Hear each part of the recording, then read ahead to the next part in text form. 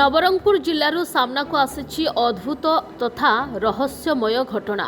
चाष जमी सार देउथिबा बेले हठात प्रचंड शब्द करी माटी धसीथिला। आउ देखु देखु माटी तले सृष्टि होइथिला 10 फुटरू अधिक गभीरतार दुईटी विराट गोलाकार गात। एही घटना परे समग्र अंचल में आतंक खेली जाइथिबा बेले स्थानीय लोके एहाको भूकंपर प्रभाव बोली संदेह करुछन्ते। सूचना अनुसार जमी सार पकाउथिबा समय हठात एक प्रचंड शब्द सुना जाइथिला एवं किछि मुहूर्त मध्यरे प्राय 10 फुटर गभीर और 20 फुट ओसारर दुईटी बड़ गोलाकार गात सृष्टि होइथिला। सबुठारु चिंतार विषय होउछि एही गातर आकार धीरे धीरे बढ़िबाकु लागिछि। एही घटना देखि भୟରେ जमीरू काम करुथिबा लोके पळे आसिथिले। घटना परठारु गाँव में आतंकर वातावरण सृष्टि होइछि एवं चाषी माने जमी को जीवाकु साहस करुनाहांती। अन्यपटे एही रहस्यमय गात को देखिबा पई आखपाख अंचलरू शताधिक लोकंक भिड़ जमुथिबा बेले जहा कोनोसी बड़ अघटन को आमंत्रण करुछि। गतकाली ठारु जारी रहितिबा लगाण वर्षा जोगु माटी भितरु धसी थाई पारे बोली आशंका करा जाउछि। जमी मालिकंक पक्षरु सरकार को तुरंत घटनास्थल रे वैज्ञानिक जांच करिबा एवं जमी को समतल करिबा पई दाबी होइछि। सी मका चाष करथिला एवं मका चाष सार दो दो कोन गोटे साउंड होछि बोली से पार देखा गला। सान हे किना गभीर होइकिना आसथिला। तार परे से बड़ बड़ होइकिना जीवार से डरी किना हमर गाँ लोक पाखरे पळेला। से जाई किना कहला लोग सब लोक देखबा को आसलो एटा कोन भूमिकंप हे गेला कि कोन हे गेला बोली किना हमको बेसी डर लागला। आगु सेमती जमी केते बेसी वर्ष हे गेला चाष करछि केबे मदे एमिति हे नथिला। एमिति हेबारु हमर गाँ लोक टिके भय बेसी भय लागेला। आ ई पाखरे जेतकी चाष करछन्ती सब लोक जीवा पई पार डर लागुछि बेसी। केतेबेले कोन हे जो भूमिकंप हे जो कोन गात भितरे माटी भितरे पळे जीवे बोली कि कोन एंते सेटा पई डर लागुछि। हमको टिके आसमान भतरा टिके माटी फाटी पकाय पई कोन 200-300 ट्रिप लागि जीवो माटी पकाय पई सेटा पई टिके सरकार साहाय्य करले टिके भलो हिथांता। आउ एरा माटी माटी चेक करले टिके भलो हिथांता।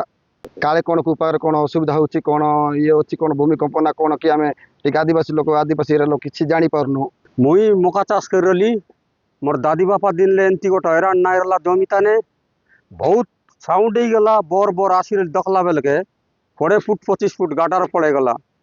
मुई बई गली एडे बड़ काल ही गला बोली करी हो मोर तास में सब नसी गला मोर पिला कुटुम कंता कर पोसिबे कायदा ही गला बोलते मुई चिंता करली।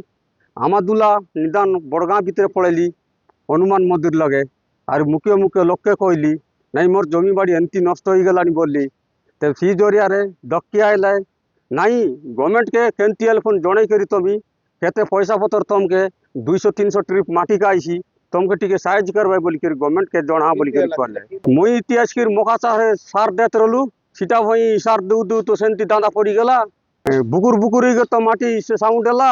हाँ आवाज उठला तापरे तो सब संगे संगे दबते पड़ेला माटी। मुई घर के पड़ेली सांगला बेल के तो मुई काला हो गली डर लागते रहलानी अटक बड़ कालेला आपे आपे बोले संगे संगे दबी गले मुई पन से भीतर पड़ेले कंता एती बोलते बाहर के पड़े आईली ठोटा पाके नहीं दादी बापा दिन ले सेंती नहीं 3-4 पाटेला जमी को मैं खाइलुनी आमर दिन 40 वर्ष बयस ताने मके एंती घटना घटला।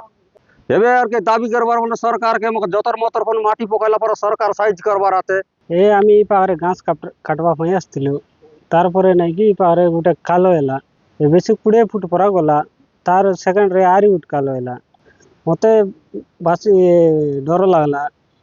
ए तार परे दौड़ी आइली से सारो देउतिले पारे से माने उनको ले दौड़ी आइले नाई डर लागलानी से एरिया ताने बेसी यारी दबते दबते आगलानी माटी कर दे काट ऐसी गारंटी नहीं से पारे कोन ना जाए सरकार के सी एरिया जमी देखबा यारी माटी पाटी पकाइबा इटा अनुरोध करलुन सरकार के। नवरंगपुर अनिल प्रभात भत्रा खबर ओडिशा।